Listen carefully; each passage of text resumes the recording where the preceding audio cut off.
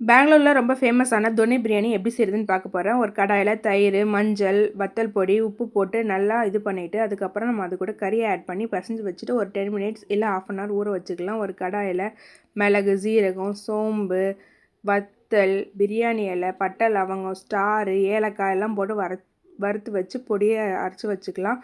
அதே கடாயில் எண்ணெய் ஊற்றி பச்சை மிளகா, இஞ்சி பூண்டு, வெங்காயம், கொத்தமல்லி, மல்லி இலை, புதினா எல்லாம் சேர்த்து நல்லா வதக்கிட்டு அரைச்சி வச்சுக்கலாம்.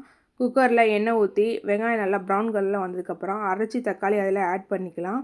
அதுக்கப்புறமா அரைச்சி வச்சிருந்த பேஸ்ட்டு அதில் போட்டு நல்லா கிண்டி விட்டுட்டு கறி ஆட் பண்ணிக்கலாம். கறி ஆட் பண்ணிவிட்டு ஒரு 5 மினிட்ஸ் கறியை வேக வச்சதுக்கப்புறமா இதுக்கு முன்னாடி அரைச்சி வச்ச பொடியை ஆட் பண்ணிட்டு உப்பு ஆட் பண்ணிட்டு தண்ணி ஊற்றிக்குவோம். தண்ணி நல்லா கொதிச்சு வந்ததுக்கப்புறமா நம்ம அரிசி போட்டுக்கலாம். அரிசி ஒரு 15 மினிட்ஸ் வேகணும். 15 மினிட்ஸ் வெந்ததுக்கப்புறமா 15 மினிட்ஸ் கழித்து 15 மினிட்ஸ் தம் போடணும்.